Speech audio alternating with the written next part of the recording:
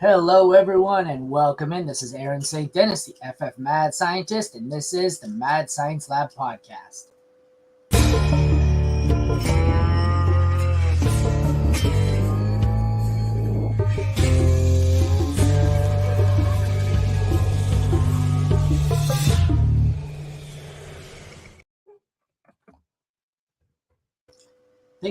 Think it's a coincidence that everything seems to run so much less smoothly once I've downgraded here. We're in the process. At the end of the week, I'm going to be switching over to the League Winners channel for the show. So I downgraded the StreamYard membership for our show.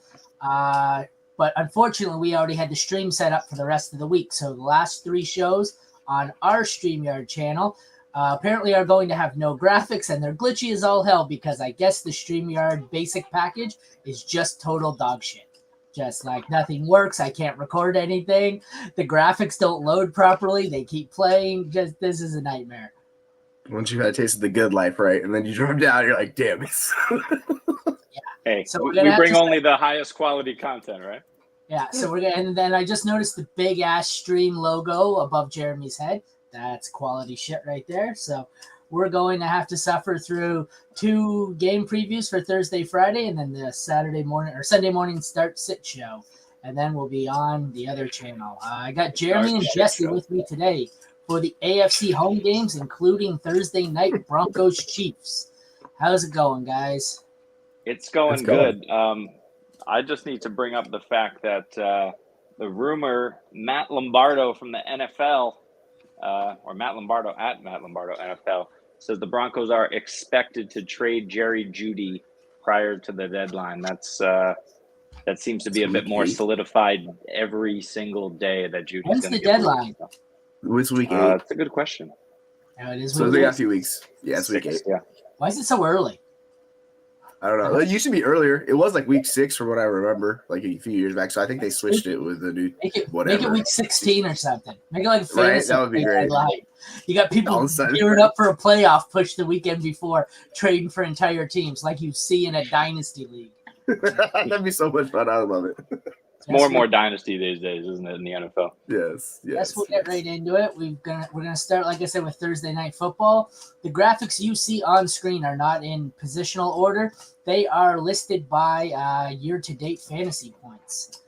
Oh, that's a sad-looking Broncos roster. But anyways, we got Broncos at Chiefs. Chiefs by 10.5. We will start on the quarterback side of the ball. It is the second best fantasy matchup for Patrick Mahomes. Not by much. It's about a half a point away from being the best. He's a must start. I think he's probably my QB1 on the week. Russ, it's a 23rd best. They average 14.8 points allowed to quarterbacks. So I think Mahomes speaks for himself. Where you guys got Russ here? QB2 range, mid-range, low end? Yeah, high end. High end QB2 for me. It's just the matchup's so great. I am anticipating him turning over a time or two, so they're going to build stats that way where they get behind early, and they're just heavily relying on Russ in this game. So his stats might look good, but I don't expect the game to be close. But yeah, he's like a QB 14-ish for me this week. Yeah, late career Russell Wilson is turning into like an early career Jameis Winston. Right? It's just like turn the ball over and huck it downfield as much as possible and pray for fantasy points, but it's not doing much for the reality team. Yeah, he's a high-end QB2. I agree. That Chiefs defense is better than you think it is, but they decide not to show up sometimes. So, it's a crapshoot either way. I don't know that the Broncos can cover 10.5. Oh, Jesus Christ. Sorry, I'm discovering something as we go. I told you I'm having some technical difficulties because I've switched over. So I'm in a separate window on a separate browser than I normally am. So I went to pull up my rankings and realized I'm not logged in on the expert platform. But not to pat myself on the back. No. It worked out because I learned that I can just Google Fantasy Pros and myself, and my rankings come up in their database. So That's kind of cool. I'm not gonna lie. I'm not upset about that. But learn something new every day. Sorry, I was fanboying on myself there for a second. I kind of Sweet. Hey, we all need to fanboy on ourselves every once in a while. I seen a tweet. Well, it's a lot with Fantasy Pros. I did it yesterday too, where they sent out a tweet of the top 3, their little gold, silver, bronze medal of the top 3 rankers that week, and I was number 2 for IDP, and I was like, "Fuck yeah!" It's been a good week for me. Sorry. I don't very often take much time to look and read what anyone says, but I looked and I was like, ooh, something nice. You get used to being on. What's your DMs look like? Mine are like nonstop messages about how I'm a fucking idiot who ruined their season. But it's nice every once in a while to see something nice. So, and that's how you know you've made it. Yeah. I was at the expo with and I was talking to Derek Brown, and he said, I never wanted to be that guy who closed my DMs, but I knew when I made it because I had to close my DMs. I'm like, I understand. Sorry, we'll move on. We've got the running backs. It is the best matchup in history for Isaiah Pacheco. Like, I'm talking, he could be facing a high school defense, and they are not a better matchup than this. The Denver Broncos are allowing 39.3 points a game to running backs. You know what second is? It's Carolina at 28.5. That's what, 10.5 point difference? You could add the amount of points that the Dolphins and the Jets give up together, and it's still less than the Broncos give up to running backs. Start Pacheco. Devontae, it's the 7th worst matchup. KC only allows 13 per game, so they are pretty good against the run. What do you guys think of these two? Javonte, I'm not sorry. I can't talk. Isaiah Pacheco, yeah, he's top 10 for me this week. Like, I'm riding with that hot hand, and we're going with it. By the way, these Chiefs matchups, the next end of season, are just fantastic. So you're gonna hear this a lot from us. It's fantasy points galore for those guys over there. And on the flip side, like, Javonte's playing, but I have no idea how this is gonna shake out. So I'm super sketch on which running back to trust, if it's him or McLaughlin, or how much P-Ryan's gonna be involved. So I'm definitely lower on all of the Broncos running backs in this matchup. I don't know how it's gonna shake out, honestly. I have a whole bunch of lineups where I have both of them, and they're both sitting on my bench. I work till like right before the game, so as I finish work today, you're going to see me scramble. If they're both playing, I'm leaving them both on my bench. If Javonte's out, you're going to see me scramble to get McLaughlin into my lineup last minute. That's the only scenario where I'm playing either of them. Yep. Yeah, I'm with you on that. Yeah, I agree as well, and I think he's got the potential really to take over, but I'm going to have to see what Javonte is bringing when he's back fully inserted into the lineup. And P-Ryan was used a lot more than, since day one than I wanted him to be. And then, the one time you feel comfortable plugging him in early in the season, he disappears, right? So you really can't play him, and it's just a matter of which one of these guys, Williams or McLaughlin, is going to take over. But as far as Pacheco's concerned, like, dude looks good. Is putting up a good amount of points, and then he's got Denver, the Chargers, and Denver in the next 3 weeks. After that second Denver game, I'm going to look to sell him for a king's ransom where I have him. He's got some good matchups still, but in 15, 16, 17, it's New England, bad, Vegas, pretty good, Cincinnati, meh. So, I mean, if you can flip him after week 8 in that Denver game, I wouldn't hate it. You don't need to trade him, but he's going to have a couple of big games coming up, and this is the start of it. Yeah. Could be the RB1 the next 3 games, like, overall. Yeah. Wide receiver, we've got the 24th best matchup for Denver, so not great. There's 3 of them there. 2 of them are really getting the ball. I think Sutton and Judy are probably wide receiver 3s.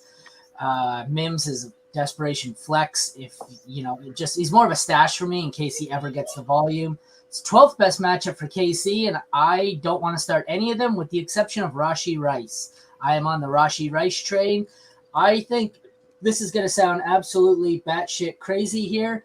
I want to start Rice over any of the 3 Broncos. What do you guys think? I mean, yeah, I'm right there with you. Like, of them, I'm starting Rice by far. Like, he's still splitting a lot of snaps and not playing a full-time role. Hopefully that progresses with him just because he's a rookie and that's kind of what they do as the season goes on.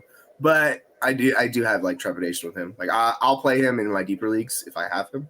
I have like a dynasty league where I'm taking. I'm just gonna play him just because. But he's gonna be like my wide receiver 30. Judy's in a little bit behind there, and then I don't. Sutton's just not good, and Mims can't get on the field. So until Mims actually gets more snaps and routes, I think he ran 104 less routes and leads the team in total yards from the Broncos. So maybe Sean Payton should play him. I don't know. Yeah, it's going to depend where L'Jarius Sneed is and what we're going to do. But, between Sutton and Judy, it's just a crapshoot week to week, right? Like Sutton completely disappeared last week, and Judy had a semi-okay kind of day. So I hear you with the Rice over those guys. I still lean the Broncos receivers ahead of him, but when Rice is on the field, he looks good. He's getting those looks predominantly over the middle. Where we thought kind of Sky Moore would live, who has just kind of completely disappeared. So I don't hate the Rice over the Broncos guys call. Let's move on to the stuff that doesn't matter as much for me to summarize. Broncos tight ends, middle of the pack matchup. I'm not trusting anyone there. Travis Kelce, top 6 matchup. He's obviously a must start, although I think he still looks injured because he doesn't look like he's still a top 3, 2, whatever, 1 tight end. He just doesn't look himself right now, but you're still starting him. As far as kicker goes, it is a bottom 8 matchup for Will Lutz on the Broncos. You are sitting him. He has not been great. For KC, it's a top 13 matchup for Butker. You are playing him. The DSTs, 10th best matchup for the Chiefs. I like it. I don't trust the Broncos offense to score. I'm starting them, and the Broncos I am sitting because I don't want to play anyone against the Chiefs. So start the Chiefs, bench the Broncos, start Butker. But I can summarize this with kicker, tight end, DST, start your Chiefs, bench your Broncos. Any objections? Nope. This is exactly how we go about doing it. I went through a whole long process there to summarize start the Chiefs, bench the Broncos. We could have skipped that game and just said start Chiefs. I heard some whispers about Greg Dulcich, but I haven't heard anything since. I think he's potentially could play this game. Yeah, I think he might be actually playing. Like it's also something on that too. Not 100%, but yeah, he might be. Yeah, and I'm not firing him up, but I'm at least interested to see what he's going to look like coming back from injury and if he can earn some targets. So we'll see. Yeah, I was going to say I hate starting players on their first game back from injury, especially when they're inconsistent anyways. Questionable for week 6, but he is available. Made his return to practice this week after being on the IR. Blah, blah, blah. I would assume he had to have been put on the designated to return list, but it doesn't say that. But if he had, he's not on IR anymore. So, yeah, it doesn't say that. It just says he's questionable. So he must have been activated. Otherwise, he wouldn't be practicing. Can they practice with questionable? They did activate him. It says, this is a weird one, questionable but still on IR. That's what I said. It doesn't look like they activated him. Oh, they did? Open the 21-day window to activate him on Tuesday. I don't know. Go figure. Anyways, moving on. We got Eagles by 6 at the Jets. That's very giving the benefit of the doubt to the Jets. I don't know how this one's only 6. Start at quarterback.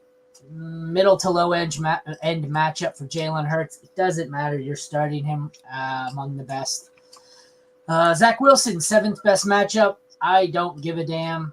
We've seen Zach Wilson turn back into a pumpkin last week, and he's probably a desperation super flex option at best. Any thoughts or points of contention there? No, Zach Wilson sucks. I don't know why you would want to play him.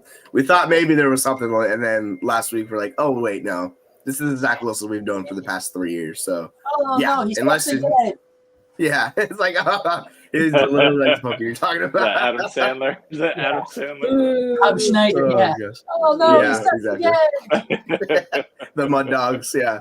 That was a great movie. But yeah, like you're just playing Hurts no matter what. Like I really don't even care the matchup. I'm not even consider benching Hurts because he's getting every rushing touchdown. It's just like it doesn't matter with Hurts. So yeah, you're just playing him.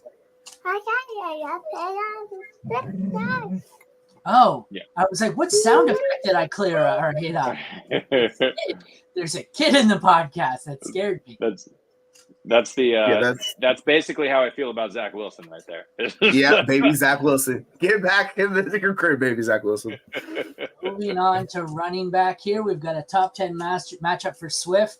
I think he's a low end 1, high end 2. We have the worst matchup for running backs for Brees Hall. I think he's probably a high end 2. I'm starting them both and nobody else in these backfields. Who you got, Swift or Hall? I think I'm leaning. The matchup says I want to lean Swift, but I think I actually want to lean Hall. I'm gonna stay in the flames with Swift. I mean, I know Hall had a breakout game, but it was against the Broncos, right? And I want good players on good offenses, and I'm always going to bet on those good offenses. Hall is a better player, of course, but Swift is getting the run. In his last, after the 28 carry outburst in week 2, he still had 16, 14, and 17 carries, being efficient and being able to just see the volume in the passing game as well. So I'm going to go with Swift here against a defeated Jets defense, sadly. Yeah, I'm right there with you. Like I'm trusting in the offense and the talent because Swift's like, he's always been a talented player. It's just now they're using him in a role where it's beneficial, and he's behind the best offense in the league. So like that takes away some of his vision issues, so he can just hit a hole and just go, and you see how much better he is in that offense. So yeah, I'm with you. And then Brees, I like Brees, but that was the Broncos, so I'm not 100% like starting Brees everywhere I have him. I do want to see how this matchup goes because when you're not playing the Broncos, life looks a little bit different.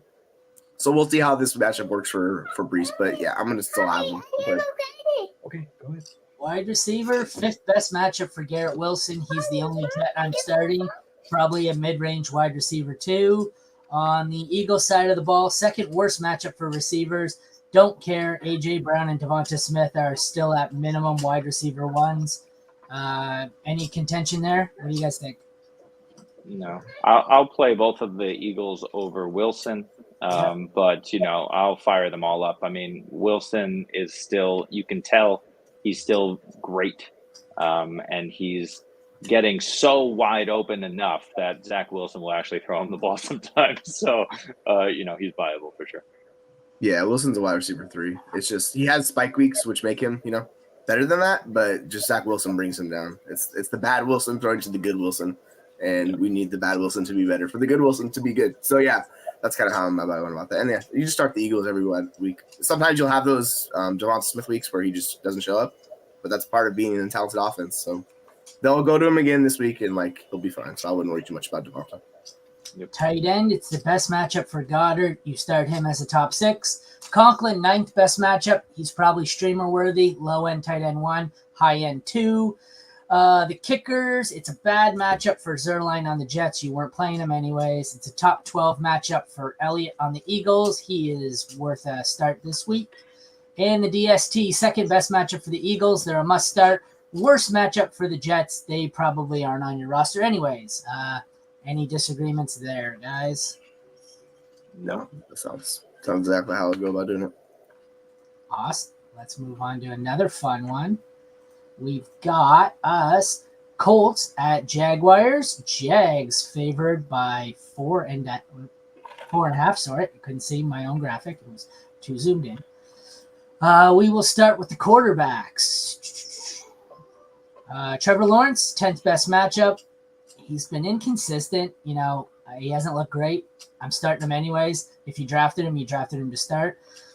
6th best matchup for Gardner Minshew, I think, is a good start this week because he doesn't give a shit. He has nothing to lose. I think, obviously, Lawrence is the better of the two.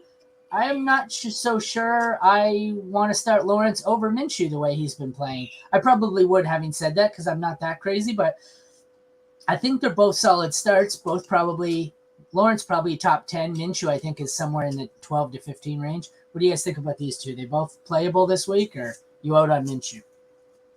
Minshew's a little tougher for me to play. I get he's more of the desperation just because he needs to be a very good passer for his fantasy points to come and throw touchdown passes. So that's kind of how he has to be efficient because he's not going to scramble and run, really. So, yeah, I'm not as bullish on him. I think he's QB 21 for me, so that's kind of where I'm at. And, yeah, Trevor Lawrence, he's just been awesome. It just hasn't clicked for him yet. So this could be a get-right game for Trevor Lawrence. But I do anticipate it's going to be pretty close. So I'm starting Trevor Lawrence. Sorry, I don't know. Yeah, and I think if the Colts are smart, and I think they are, they're just going to run all over Jacksonville with the combination of Moss and JT. The less Minshew throws, the better. He can still be efficient. Coming in for Richardson last week, he was 11-14 and didn't throw a pick. That's the type of game they want him to have anyway. So, he'll be fine, but I'm not looking to start him. I don't think the Colts are smart. I think we're going to see YOLO ball Gardner Minshew this week. Mark my words. YOLO week Gardner Minshew.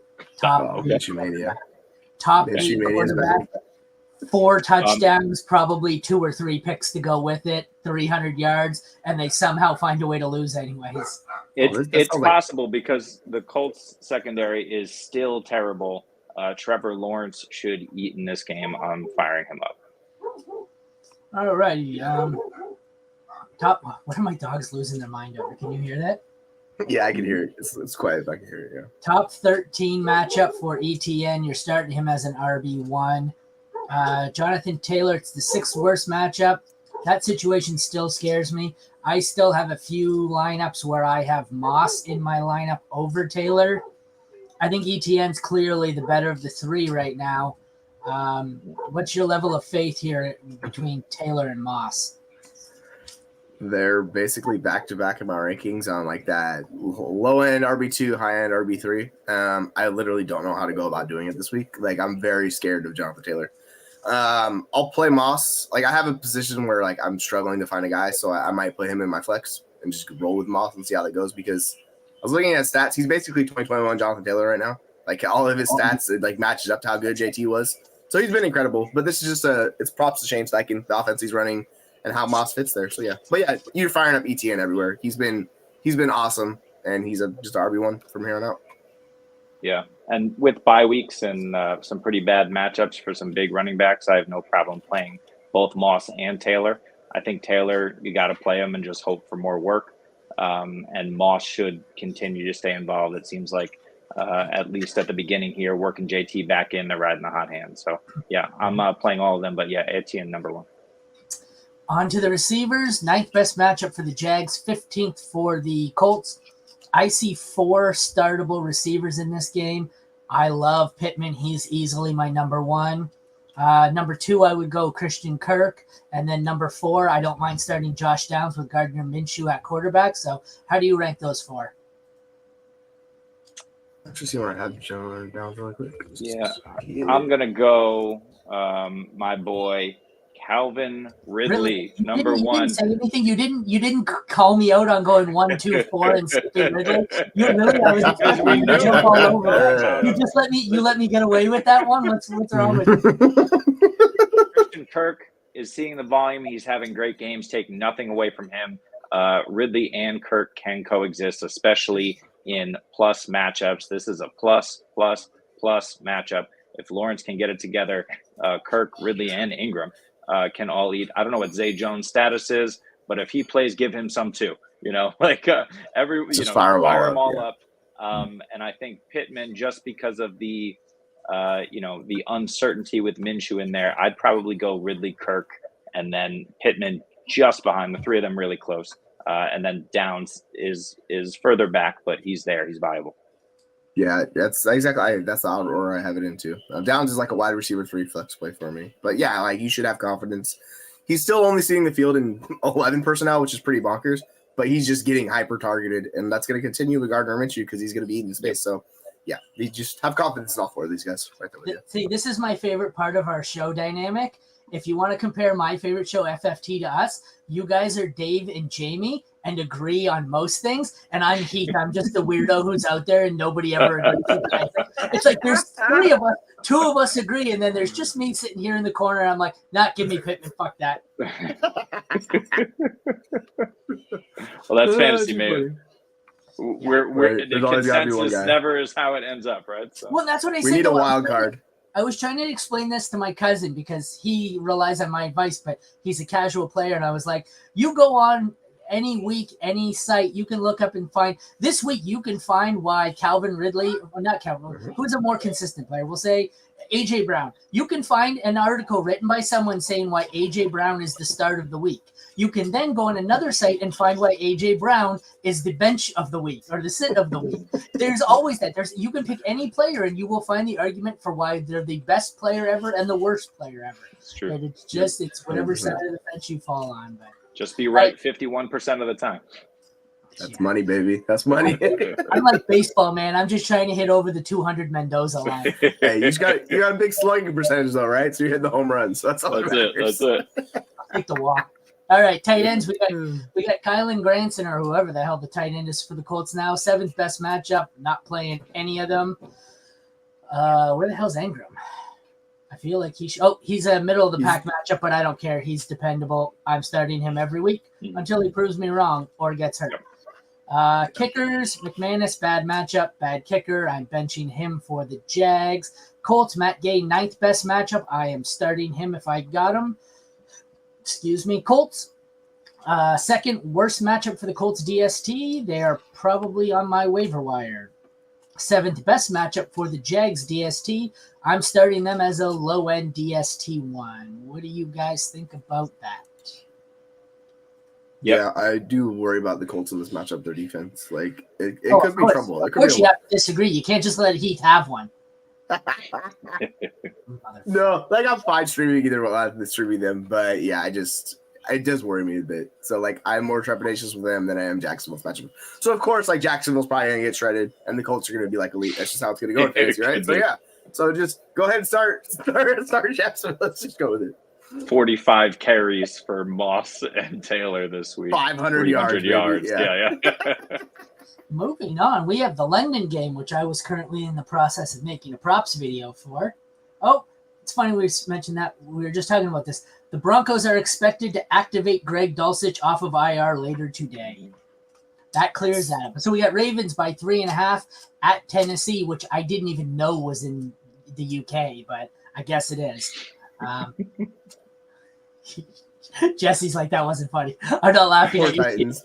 I just feel bad for Titans fans. They got to deal with this disaster of a team right now. So I'm just like, I'm so sad. Titans probably weren't even scheduled to play in this. They're like, fuck it, send them to London.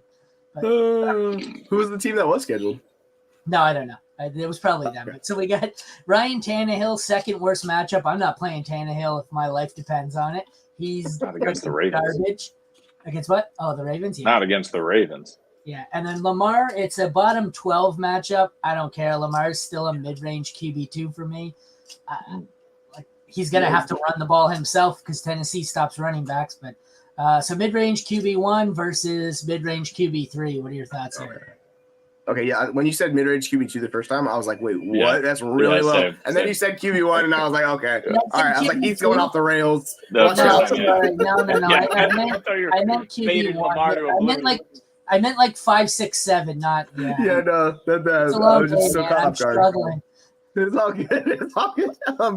Yeah. You just fire Lamar up every week. Like he should have had one of the best games of the season last week, but all those drops did not work out so well for him. The Titans defense is trash. They can't guard anybody. So we're rolling back. Yeah, we're going back to and yeah, I think Tannehill is literally my last below Mac Jones, below everybody. I think he might be my last rated quarterback this week. So that's where I'm at with Tannehill. Not touching him. Mac Jones. Wow. Yeah, that's where we're at. No, not doing it. You're playing Lamar. Lamar had so many drops last week. I lost by 2 points in our guillotine league, and I got dropped because Lamar couldn't put any points up, and I sat Kirk Cousins against the damn Chiefs. I got called out in that league for that. Did you notice that? No, because I've been dropped. No, so you wouldn't have noticed. Sorry, it was a DM. But so I wasn't paying attention, and I forgot I was the commissioner of said guillotine league. And someone messaged me and said, "What? Just because he's your friend, he doesn't get kicked out of the league when he gets dropped?" I forgot to drop you. So I went in like Wednesday morning and dropped you and your players. I was like, "Oh yeah, I'm the commissioner. I guess I have to kick him out." They go, "When it's somebody else, you boot them out Monday night. When it's your buddy, you leave him in for the next week." I'm like, he was just mad because he was facing you this week. I'm like, the wins and losses don't matter, man. I said the guy who won it in my league last year was like 4-12, but it didn't matter because at some point, I just make it where there's like 3 or 4 people left. You just got to be the last man standing. Who cares if you get the win or the loss? But yeah, so I get called out for showing favoritism and not kicking you out. But yeah, Tennessee is pass funnel, so Lamar may have some fewer rushes on the ground, but if these guys can catch the ball, he should have a good day through the air. Are you reading my matchup guide? Because I literally said those exact words. This should be a good matchup. Not at the moment. Tennessee is a pass funnel. You literally quoted me without quoting. Tennessee is a pass. Hooked on matchup guides worked for me, man. Oh, that would have been great. You're like, I was reading this article. It says, yeah. I had that once where I was reading through an article and I'm like, I can't read this. This guy's an idiot. He doesn't know anything. Oh, I wrote this shit. Moving on to running backs now that I've self-deprecated a few more times. Derrick Henry, it's a bottom 12 matchup. I don't know what to do there. Looks like Tyjae Spears is becoming the guy there. It's a scary dynamic. I think they're probably both RB3s, and then it's a middle of the pack matchup for the Ravens. Desperation flexes if you got either. I don't know what to make of any of the 4 running backs in this game. I think the 2 Tennessee ones are much better than the Ravens ones. I don't know if I have any of them in my starting lineups anywhere. Probably Henry just on name value alone, but it's scary shit. I have a contender that I traded for Henry this offseason, and I'm like, I don't know what to do with this guy. Like, I'm just gonna put him on the bench and like play some. I'd probably play Spears over him. Just because, like, I expect them to get behind and Spears is going to be involved. So, like, I'm going to flip my rankings and Spears is going to be above Henry this week, which shows you where Henry's at. And then, I don't know what to do with the Baltimore backfield. It's just like a mystery. It's just mucky. I want nothing to do with it. They're RB3s, RB4s. I guess you can go Justice Hill and hope he gets another touchdown. But literally, like, it's just you're betting on whoever scores a touchdown in that backfield. And I don't know who to bet on. So, I have zero confidence in Ravens backs. Yeah, you're playing maybe Gus Edwards in a good matchup, maybe Hill if he comes back into the fold and becomes the guy. But right now you can't play them, not against the Titans. I'll go with Spears, I agree, over Henry, but they're super close. I have a few tanking teams that were 0 RB where I have a ton of Spears. I've been playing him for weeks. We're not winning. That's why we're tanking. But at the same time, he's surprisingly putting up points. So, I have no problem playing Spears, and you got to keep rolling with Henry even in a tough matchup. Wide receivers, Zay Flowers, 8th best matchup. I'm starting him as somewhere around a mid to low end. Wide receiver 2, probably mid range. I really like him. Not starting anyone else, even if they are healthy in that receiving core. Titans, we have mid range matchup here for D-Hop. Probably starting him as a risky 2 at this point. I don't really want anyone else. I think Treylon Burks is still out. So I've got 2 mid to low end wide receiver 2s here. A, do you agree with that? And B, who do you like, Flowers or Hopkins? I'll go Flowers over D-Hop. D-Hop had a great game last week, but it was against the Colts. So I'm just not putting any stock in that. Before that, he was struggling. The Ravens far better defense. Tannehill's not just not going to have the time. So I'll put Flowers over Hopkins, but playing both. Oh, Jesse, I found it in the settings. You can't stream it because we downgraded the package. Oh, I'm just living the poor life. What can I say? Give me some change, sir. But I'm gonna roll with Hopkins over Zay. They're basically back to back, but that they just hyper targeted DeAndre Hopkins, and I think that's because he was back to being his old self and got over that injury. So yeah, I'm betting on the talent of Hopkins. But there's no wrong answer. They're both good starts as wide receiver 2s this week. So just pick your favorite. Yeah. Excuse me. Tight ends. Bottom 7 matchup for Andrews. Don't care. Playing him as a top 3 option. Worst matchup for Chigo Okonkwo. I'm not starting him anyways, but in this matchup, he's on my bench. Kickers. Justin Tucker gets a middle of the pack matchup, and he's been bad this year, but he's Justin Tucker, so you're playing him anyways. Nick Folk, 10th best matchup. I don't know if you really have him rostered. If you do, he's not the worst streamer out there, but he's not one I'm looking to target. It is the 4th best matchup for the Titans, but I don't know how much I really trust that. I hate playing these mediocre to bad defenses just because the matchup says they're good. if you got to play them, you play them. The Ravens, it's the 8th best matchup. I prefer the Ravens, even though the matchup says to play the Titans. But I think Ravens, middle of the pack, like DST 5, 6, 7. Titans, low end DST 1, I think at best. Thoughts? Yeah.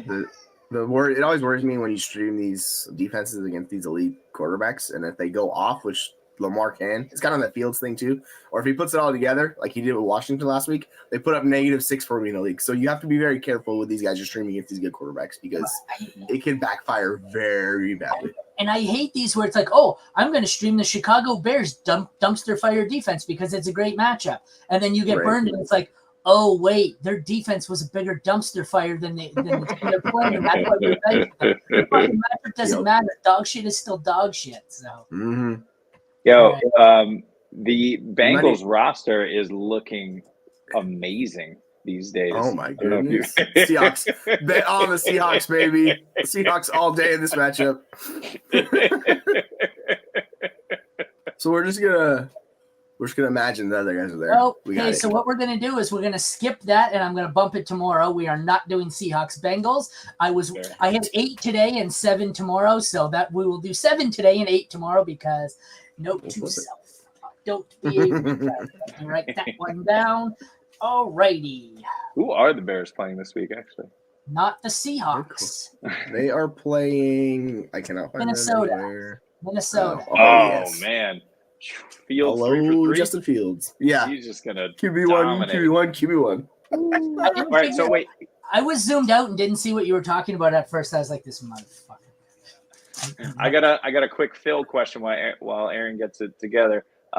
So I have a league where I'm contending. I have it's super flex. I have Josh Allen, Jalen Hurts. We talked about. We don't care about the matchup. We're starting him regardless. And Justin Fields. Do I swap in Fields in this crazy, amazing matchup and stay in the flames for Hurts? I'm not going to do it, but you could. Like, there's a case for it.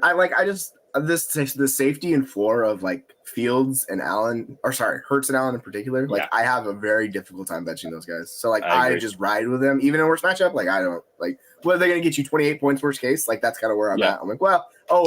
But if you really want to shoot the moon and like you're trailing or you need more points, like I get it. You could always chase it.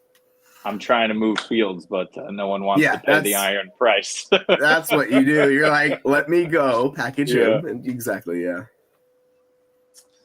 All right. I was like this close to getting him 2 weeks ago for Purdy. And then the guy was like, no, at the last minute. I was like, well.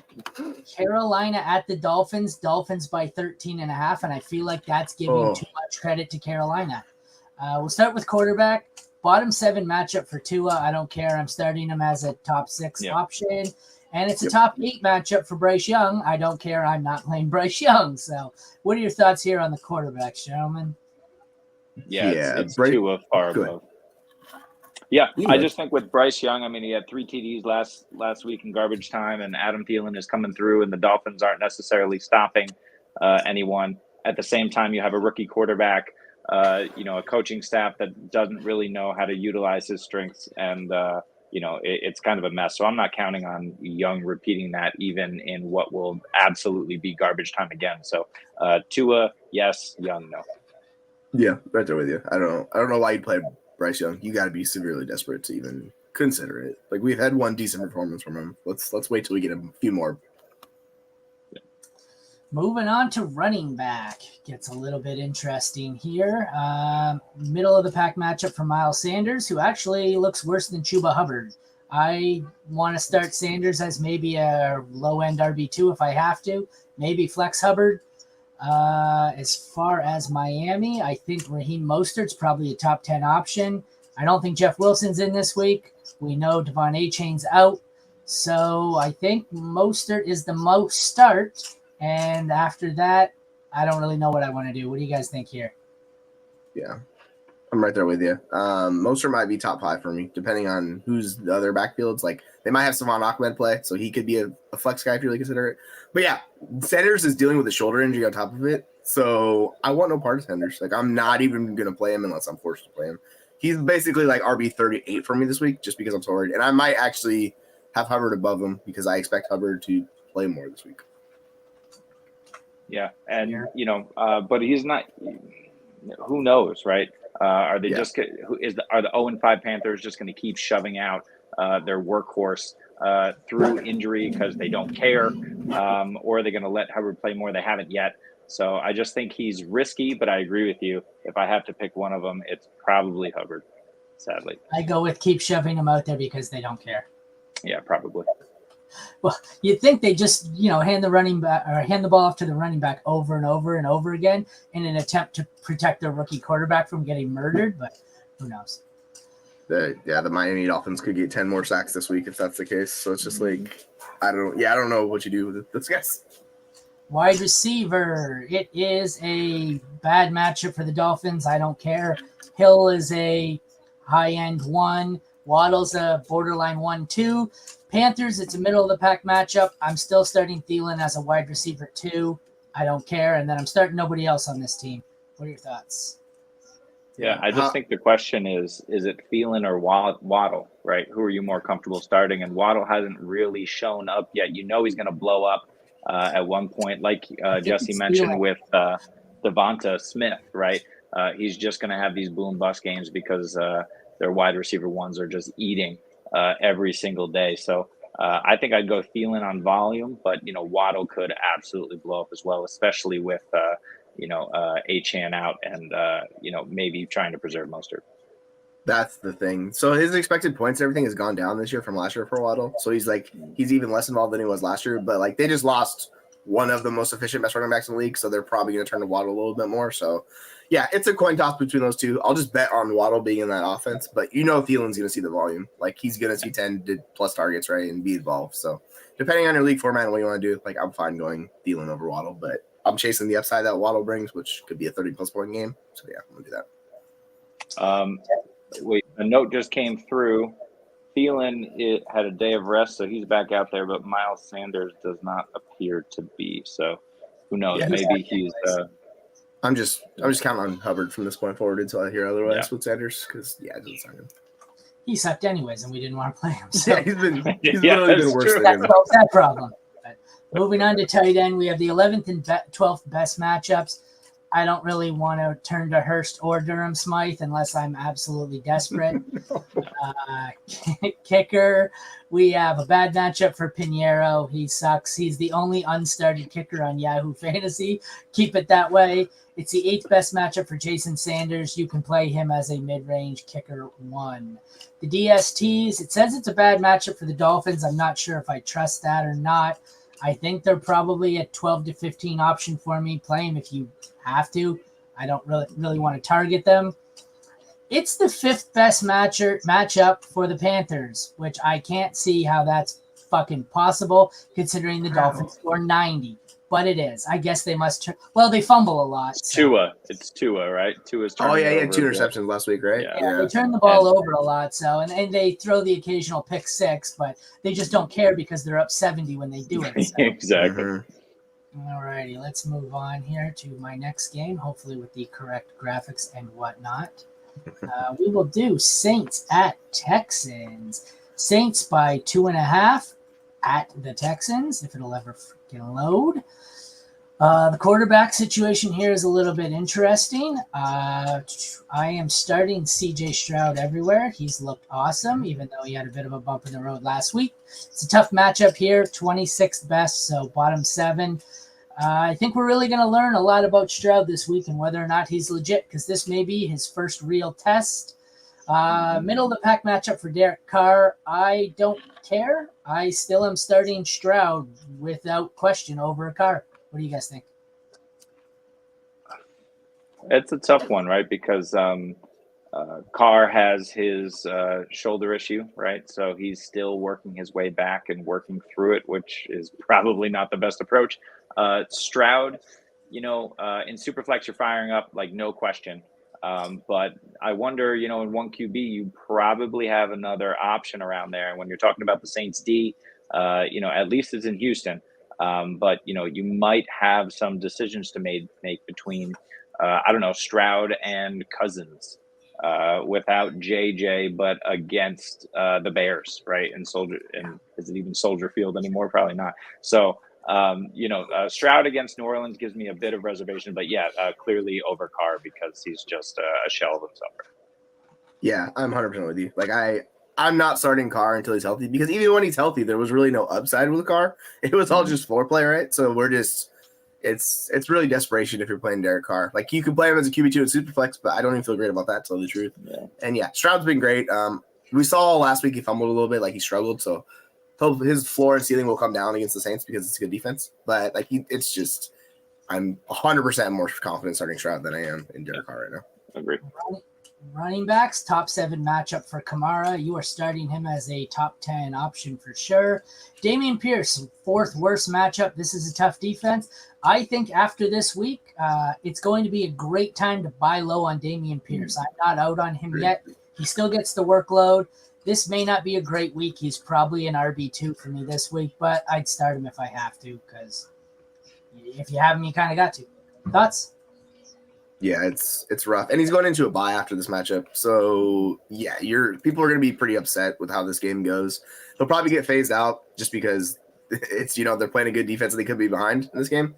So, they'll be like, oh, he put up 5 points. It'll be like, and he's going into a bye. So, I'm honest with you. Yeah. I'd treat him as a bye. And Kamara is Kamara. He's just incredible. He leads the league in expected fantasy points. And they're just, until that injury gets better, like he's just going to be just heavily targeted and involved. So, you just roll with Kamara. Yeah, he should easily be an RB1 this week. As far as Pierce, it goes even further than the bye. After the bye, it's Carolina, Tampa, Cincy. So at your league's trade deadline, trade for him after the Cincy game in Week 10. Then you get Arizona, Jacksonville, and Denver headed into your playoff push. You could probably get him for peanuts at that point. But I wouldn't want to touch him this week if I had better options. Moving on to receiver. 3rd worst matchup for Olave. All the receivers on this team are scary because of Derek Carr. I'm probably still starting Olave as a low end too. Michael Thomas is probably 3 or flex worthy. Maybe Shaheed if you're desperate. The Texans, it is also a bad matchup for them. I think I want to start Nico Collins, especially if Tank Dell, last I checked, was still in the protocol. If he doesn't clear, I'm all in there. What are your thoughts here, guys? Yeah, if there's no Tank Dell, it just bumps Nico up even further for me. Olave is a low end wide receiver too this week, and I just don't feel super. Like he missed a touchdown last week where it should have been a touchdown. He just didn't catch it, but he only saw 5 targets, and he was not in that involved. And everything was short to the line of scrimmage. So if he didn't have the 1 touchdown he did catch, it's like a 2-point game. So that's my question for you though. If Tank Dell doesn't play, do you go Nico or Olave? I'll probably go Nico in that case, but they're going to I'll have them back to back in my rankings. I'll bump Nico up into like the top 24 and Olave's going to be pushing towards the back end of it. So it's just, it's going to be a vibes feel for me at that point, and I'll just roll with Nico. Yeah, it's so hard with Olave right now. I have far too much Olave, and just between his injury and Carr's injury, it's just not looking good. He's stretching the field. Shaheed, same thing. He's stretching the field. You can't play these guys because Carr is just keeping everything short. So Thomas and Kamara, Thomas over Olave until, Carr really improves. And then, we'll go Nico and Dell over all those guys if they're both healthy and playing. Yeah, I will say it makes Olave a great buy low after this week moving forward, just because he's like one of the best wide receivers in the league. So if you can get him for the cheap and then roll with him moving on, I think you'll be very happy with that decision later on. Moving on to tight end, it's the 8th best matchup for Moreau or Juwan Johnson or whoever the hell the tight end is going to be for the Saints this week. Not starting either. Dalton Schultz came back to life last week, just in time for managers to gain trust in him. I'm sure they're all going to start him this week, and he's going to drop a bomb against the 2nd worst matchup, the Saints, because there's no chance I'm starting him. So sit all the tight ends. Kicker, we've got a bad matchup for Blake Group, 4th worst. Sitting him. Texans, middle of the pack for Fairbairn, not starting him either. So we're not starting anyone in this game. We'll get to the DST. The Saints, it's a bad matchup for their DST. I'm probably still starting them as a low-end DST1, somewhere in the 10 to 12 range. The Texans, it's allegedly a middle of the pack matchup for them. I don't have enough trust in them at this point to start them. I guess if you're desperate, they are not the worst option, though. Anything to add? No, I just agree with you with Schultz, right? Like that New Orleans D has limited tight ends for a decade, right? You just can't start a tight end against them.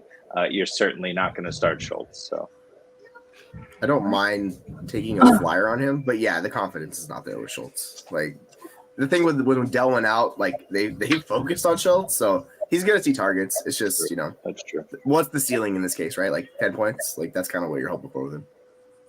Moving on to our second last game, which we definitely didn't do already.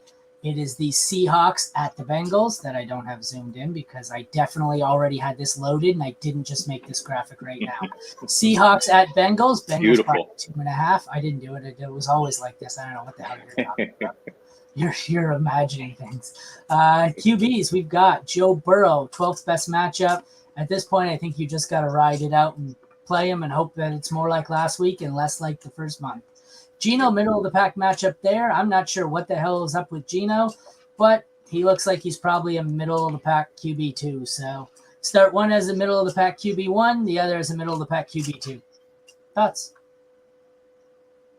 Yeah, right there with you. Like, if we're getting that Burrow back and he looks a lot better, like you just got to roll with him from here on out. Guys, like, we finally saw the signs like, oh, it's Joe Burrow that we know and love, right? So he's going to go to Seahawks defense. Like they do have some good back end pieces, but they still have question marks. So I'm fine rolling with Joe Burrow in this matchup. I have him pretty significantly above Geno Smith, and Geno's going to be like that mid range QB2 like he is. And if he hits right on touchdowns, he could be QB1 for you. But Geno Smith is going to be a little bit lower for me. Did you start that sentence with if we got Burrow back?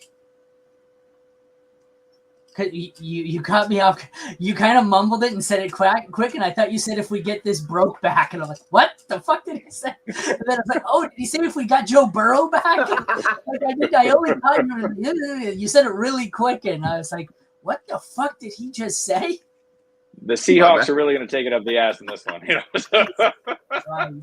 There you go. Hey-oh. Jesus Christ.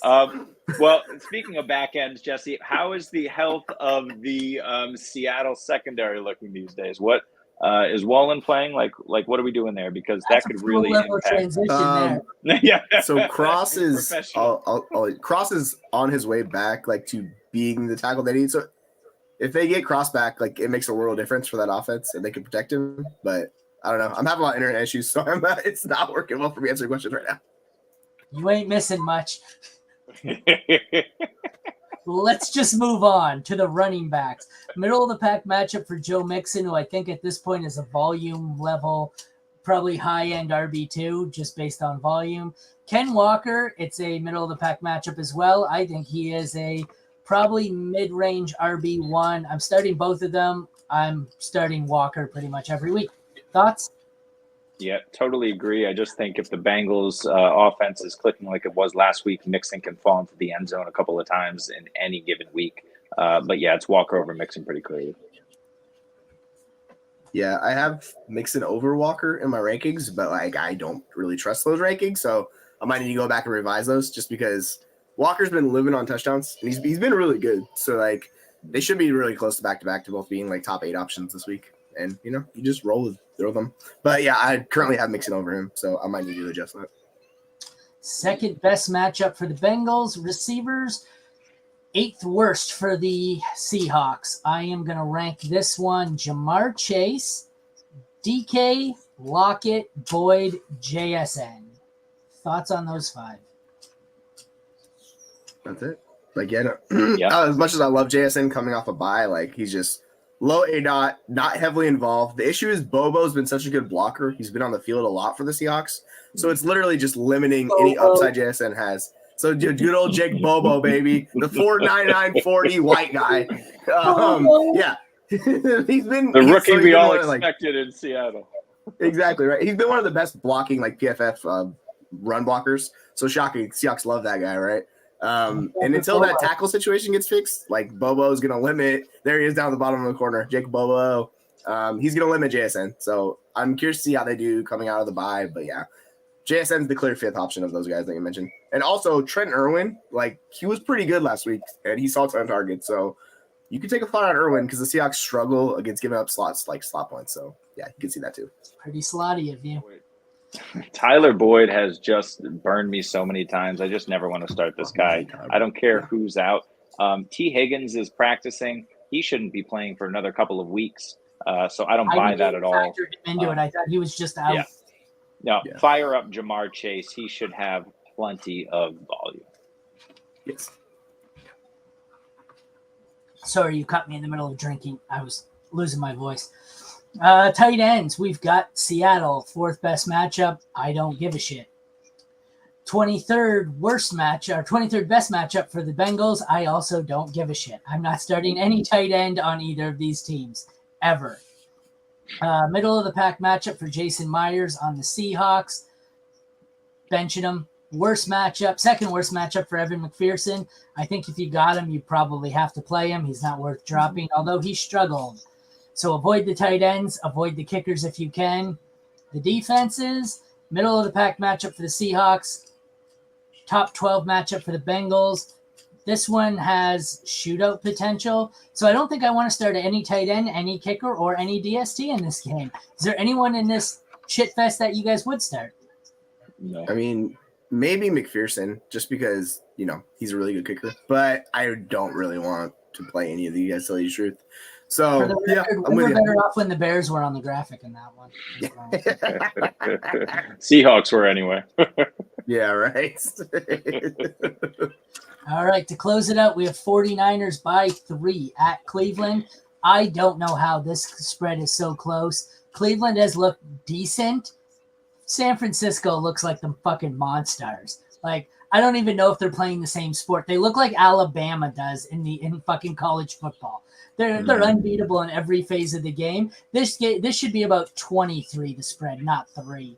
Yeah, the books are going to take a huge hit on this one. Yeah, maybe that's just the spread for the first possession of the game. I don't know. At QB, we've got Brock Purdy. It's not a great matchup, and I'm not a huge Purdy fan.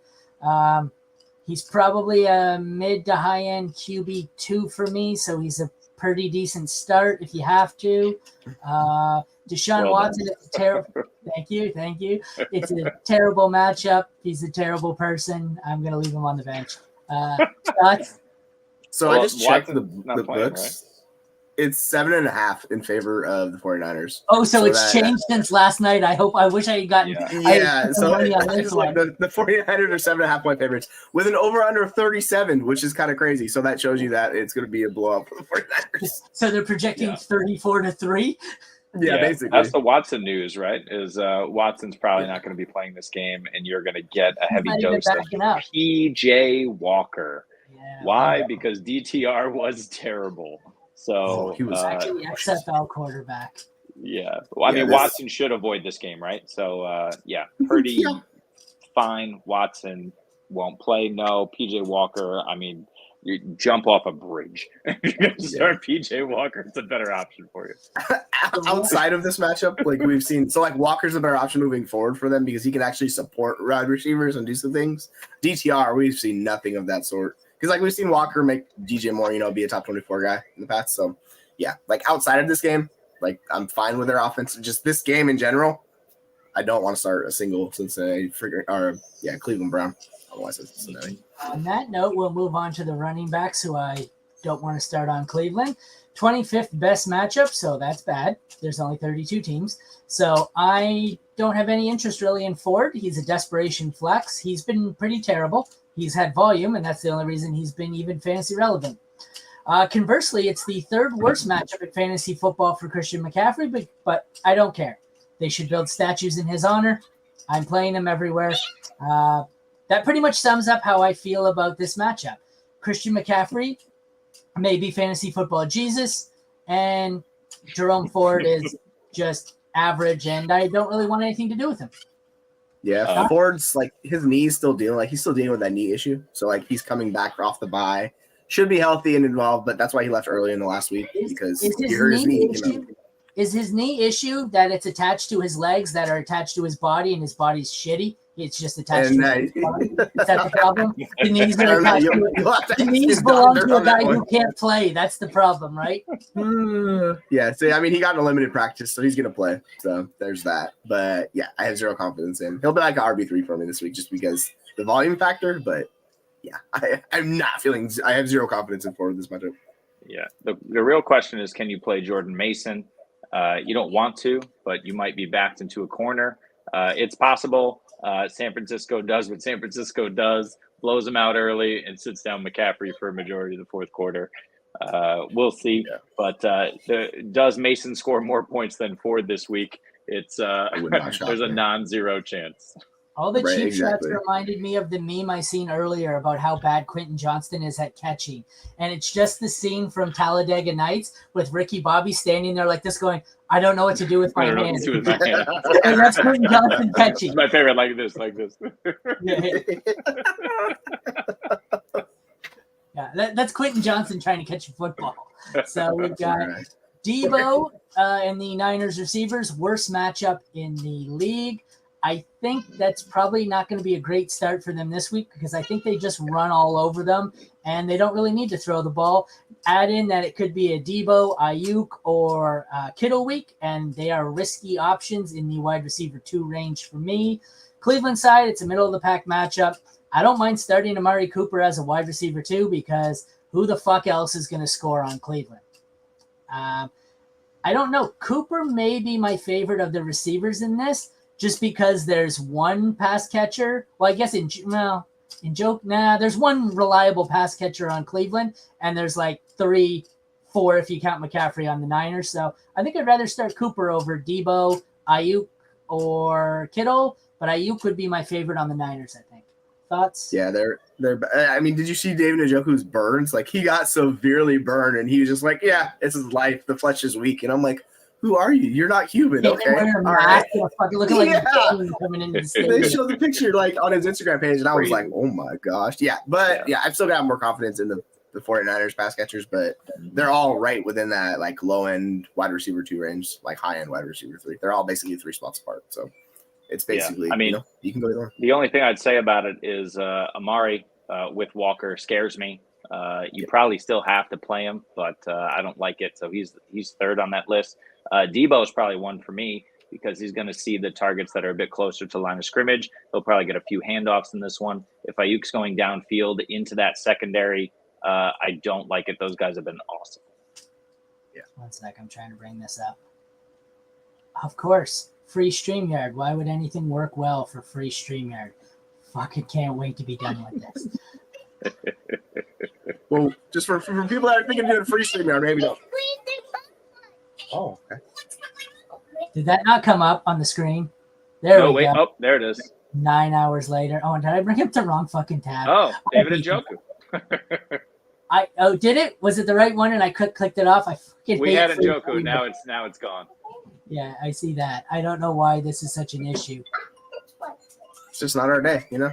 Everybody has them. It was David Njoku looking like Bane, but we've seen enough of that. I don't care. The moment has passed. I'm just done. Thank you, StreamYard. Fucking useless dog. So, thanks for joining us. Yeah. All right, let's wrap this up. Tight ends, the aforementioned Njoku, 7th worst matchup. If you got to play him as a low-end one, go for it. George Kittle, middle-of-the-pack matchup. He's probably a mid-range one, so both of them are startable. Jake Moody, 3rd best kicker matchup. He's been awesome. Start him. Worst matchup for Dustin Hopkins. The 49ers are allowing, through 5 weeks, 0.21 points per game to opposing kickers. I believe they've held kickers to 0 points in 4 games and a field goal or an extra point or something like that in the other. So, yeah, bench Hopkins. Ow, my knee. Sorry about that. It's a bad matchup for both defenses. I still don't mind. Like, I'm probably starting the Niners as the top 6. I'm probably starting the Browns as a, 10 to 12. I don't like facing the Niners, but the Browns aren't the worst option. If you have them, maybe fire them up, but it's risky. Thoughts?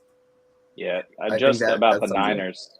They just have monsters on every single level, and if DJ Walker's in there, he's going to get eaten alive. So fire them up with confidence. I don't want to play the Browns here, but they'll be viable in future weeks. Yeah, and I'm not playing Njoku. Like, I'm just not doing that this week with PJ Walker and all that. Like, get healthy, heal up your burns, and then come back. Like, we'll talk later. They looked like so. Yeah, so I'm just benching Njoku in this matchup. I don't want to do it. Well, everyone, that concludes the technological marvel that was the Mad Science Lab podcast. This was the NFL Week 6 AFC Home Game Preview. Powered by StreamYard. Powered by StreamYard. For at least I two don't know more what to do shows. with my hands. Yes, he doesn't know what to do with his hands. Thank you, Quentin Johnson. So, for Aaron, Jeremy, and Jesse, thank you for tuning in. Check back tomorrow, Friday at 12 or 12:30. I think it's 12 for our NFC home game preview, which is like 3 NFC home games and then a bunch of AFC home games because apparently every game this week is in an AFC building. So, fuck it. We'll see how it goes. Hopefully, we have another wonderful day of being powered by StreamYard before I hang myself. So, on that lovely note, I'm sure Jesse's got to go drop a Duke. Let's wrap it up. He doesn't know what to do with his hands. Thank you, everyone, for tuning in. Take care. We'll see you tomorrow.